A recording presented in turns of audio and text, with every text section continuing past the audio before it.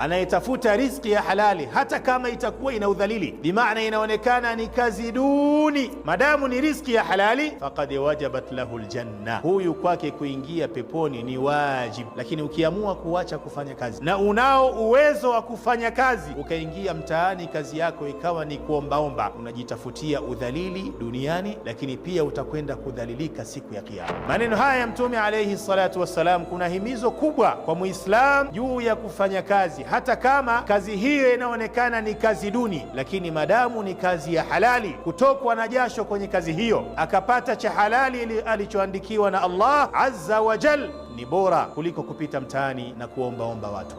Wama arsalna qablaka min almursalin, hatujatumiliza mitume kabla yako ewe Muhammad, illa innahum la yakuluna at-ta'am, isipokuwa na wao walikuwa wanakula chakula, wayamshuna fil aswaq, na wanatembea masokoni, ay litakassudi wat tijara,